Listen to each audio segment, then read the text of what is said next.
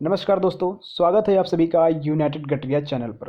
दोस्तों, चैनल का जो मेन उद्देश्य है करोड़ों की संख्या में रह रहे गठरिया भाइयों को चैनल के साथ जोड़ने का है और उन्हें एक करके समाज में एकता दिखाने का है। तो मैं आप सभी से रिक्वेस्ट करूंगा कि आप इस काम में मेरा सहयोग करें और चैनल को सब्सक्राइब करके अपने गठरिया भाइयों को भी इस चैनल से जोड़ने का काम करें। दोस्तों, लोग कहते हैं कि आज का गठरिया समाज, अपने ही समाज के लोग कह रहे हैं कि गठरिया समाज आगे नहीं बढ़ रहा है, गठरिया समाज बड़ी तेज़ी से पीछे जा रहा है। तो कुछ लोग का ऐसा मानना है और उनका कहना है कि दूसरे समाज की अपेक्षा अपना जो समाज है ये उतनी तेज़ से उन्नति नहीं कर रहा है। तो मैं आपको बताऊं भाई, इस समय गठरिया समाज बड़ी ही तेज़ी से उन्नति कर रहा है। गठरिया समाज का अगर पास्ट रिकॉर्ड देखा जाए, इससे इससे पीछे जो हो चुका है उसको देखा जाए, तो आज के समय में गठरिया समाज के लोग बहुत ही तेज़ी से आगे बढ़ रहे हैं। ऐसा मैं इसलिए कह रहा हूँ कि पहले अगर आप देखोगे तो पहले के समय में अपने समाज के लोग बहुत ही कम शिक्षा के क्षेत्र में, बिजनेस के क्षेत्र में या किसी और रोजगार में वो आगे बढ़ते थे। उनका व्यवसाय कुछ और था। लेकिन आज के समय में अपने समाज के लोग पढ़ाई में आगे आ रहे हैं, तो यह समय समाज के लिए एक अच्छा संकेत है।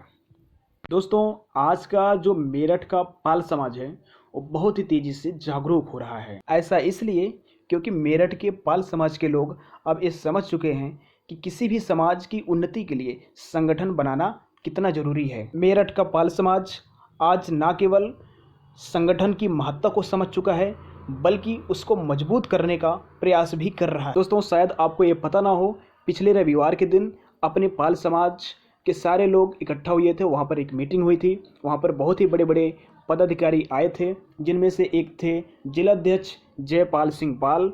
उन्होंने अपने लंबी चौड़ी कार्यकारिणी की घोषणा की थी और दूसरी तरफ जो थे वो अखिल भारतीय पाल महासभा के जो बहुत ही बड़े बड़े पदाधिकारी थे वहाँ पर आए और उन्होंने कुछ डोनेशन दिया, रसीदें कटवाई।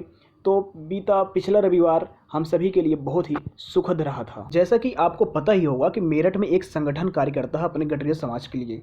तो मेरठ के लोग चाहते हैं कि अब पाल समाज के लिए, गठरिया समाज के लिए एक और संगठन बनाया जाए, क्योंकि आपको पता है कि संगठन बनाने से ही समाज का विकास तेज़ी से होता है। इसलिए वे चाहते हैं कि एक नए संगठन बनाया जाए। दोस्तों, ये जो नया संगठन है ये फिलहाल बन चुका है और इसकी कमान अभी युवा पाल महासभा के अध्यक्ष दीपक पाल के हाथ में है। दीपक पाल ने बहुत ही कम समय में 1000 से ज़्यादा सदस्यों को बना लिया है, अपने साथ जोड़ लिया है और उम्मीद की जा रही है कि इस महीने के अंत तक लगभग 1.5 से 2,000 सदस्य को वे अपने इस संगठन के साथ जोड़ लेंगे। अब देखिए, मेरठ में एक नया संगठन तो बन चुका है और इसके साथ बहुत से लोग जुड़ भी चुके हैं। लेकिन अब बात आती है संगठन का जिलाध्यक्ष चुनने की। जिलाध्यक्ष मतलब उस संगठन का मुखिया, उसको किस तरीके से चुने। तो देखो दोस्तों, अभी तक मेरठ में जो भी संगठन था उसको मुखिया जब उसका चुनते थे तो उसके लिए हम मनोनयन करते थे, यानी अपने हिसाब से किसी एक व्यक्ति को उसका मुखिया बना देते थे, जिसको लगता था कि ये समाज के लिए, समाज को आगे लेकर जाएगा, समाज को आगे बढ़ाएंगे, उनको हम मुखिया बना देते थे। लेकिन अभी ये जो नया संगठन बना है, इसके लोग, नया संगठन जो बना है, नया संगठन ये चाहता है कि इसका मुखिया वोटिंग के माध्यम से चुना जाए। उसको लोग वोट करें, जिसमें जिसको ज़्यादा वोट मिले इस संगठन का मुखिया बनाया जाए। लेकिन अब कुछ लोग ये सोच रहे हैं कि अगर वोट कराया जाएगा तो संगठन में फूट पड़ सकती है। लोग, मतलब लोगों के सहमत से अगर नहीं होगा तो वोटिंग के माध्यम से कुछ लोग चाहेंगे कि इनको बने, कुछ लोग उनको, मतलब समाज दो गुटों में बट जाएगा, संगठन दो गुटों में बट जाएगा। इससे समस्या हो गई। अब देखो क्या होता है। मेरठ में पाल महासभा के इतिहास में पहली बार होगा कि संगठन का जो मुखिया बनाया जा रहा है वो वोटिंग के माध्यम से बनाया जा रहा है। देखिए, मेरठ के पाल समाज के इतिहास में ये पहला नया प्रयोग है और वो चाहते हैं कि मुखिया जो चुना जाए उसको वोटिंग के माध्यम से चुने। तो लेकिन कुछ लोग, जो पुराने लोग हैं, उनका ये मानना है कि भाई अगर वोटिंग के माध्यम से चुनोगे तो समाज में गुटबाजी बनेगी। गुटबाजी यानी गुट लोग इकट्ठा होने लगेंगे, जो कि समाज के लिए अच्छी बात नहीं है गुटबाजी बनना। वो चाहते हैं कि समाज में जैसे पहले हम चुनते थे उसी तरीके से आज भी चुने। लेकिन साथ ही साथ समाज के कुछ लोग हैं, खासकर युवा वर्ग के लोग चाहते हैं कि समाज का जो संगठन का जो मुखिया चुना जाए वह वोटिंग के माध्यम से चुना जाए।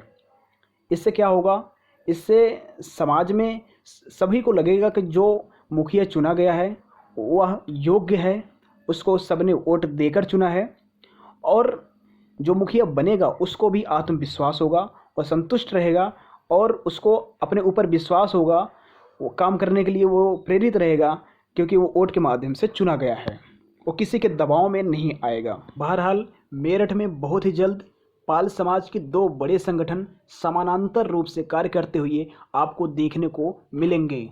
देखिए, अब वहीं कुछ लोग का मानना ये है, कुछ लोग ये चाहते हैं कि पूरे ज़िले में एक ही संगठन होना चाहिए। उनका कहना है कि अगर समाज में दो संगठन होंगे तो उससे आपस में फूट पड़ेगी। लेकिन जहाँ तक मेरा मानना है, मैं समझता हूँ, मुझे लगता है कि समाज में नए नए प्रयोग करने चाहिए, निरंतर नए नए प्रयोग होने चाहिए। इससे समाज में लोगों के लगाव बढ़ता है और समाज में सुधार होता है, जो हमारी बुराइयां हैं उससे दूर होती है, समाज के लोग संगठित होते हैं। इसलिए हमें नए नए प्रयोग करने चाहिए और इसमें कोई बुराई नहीं है। अगर दोनों संगठन एक साथ चल सकता है तो इसमें कोई बुरी बात नहीं है। दो संगठन आराम से एक ज़िले में चल सकते हैं।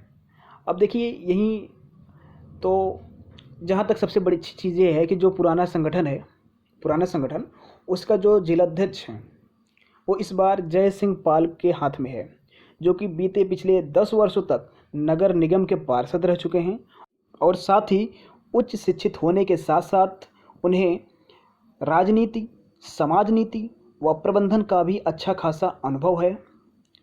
इसलिए मुझे लगता है कि दोनों समाज में फूट पड़ने की बहुत ही कम चांस है, फूट नहीं पड़ेगी, और दोनों समाज के दोनों संगठन जो हैं, अपने समाज के दोनों संगठन जो नए संगठन बन रहे हैं, ये आराम से चल सकते हैं, क्योंकि जयपाल सिंह पाल एक बहुत ही सुलझे हुए इंसान हैं।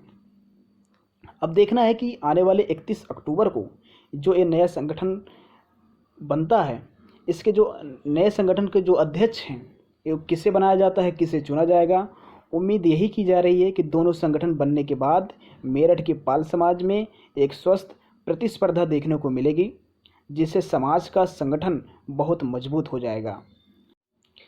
अब देखना होगा कि आने वाले समय में मेरठ के पाल समाज के इतिहास में ये जो एक नया प्रयोग है, वोटिंग के माध्यम से हम जो मुखिया चुन रहे हैं और दो संगठन जो बन रहे हैं, देखना होगा कि ये कितना सफल रहता है। यह नया प्रयोग समाज में कितना सफल होगा, किस तरीके से दोनों समाज एक साथ बढ़ेंगे, ये देखने वाली बात रहेगी।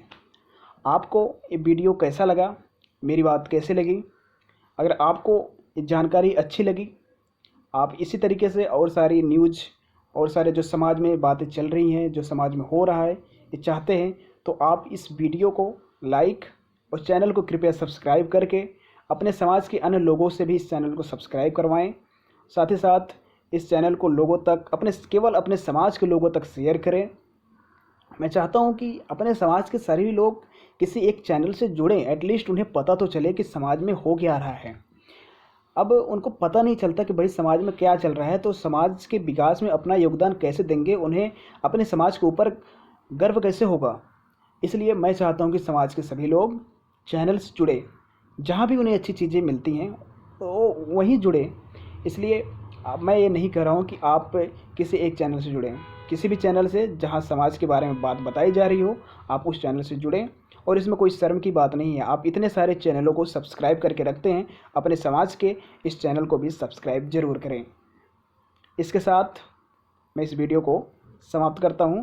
मिलेंगे किसी एक नए वीडियो में आपके साथ, किसी एक नए टॉपिक के साथ। तब तक के लिए जय गडरिया, जय महाकाल। अगर आपको लगता है कि आपको मेरा सपोर्ट करना चाहिए तो आप इस चैनल को सब्सक्राइब कर लीजिए और बेल आइकन को दबा दीजिए, जिससे कि आपको अगले वीडियो की नोटिफिकेशन मिलती रहे। इसके साथ मैं अपनी बात ख़त्म करता हूँ। आप इस चैनल को सब्सक्राइब कर लीजिए। आपने मुझे इतना समय दिया, थैंक यू वेरी मच।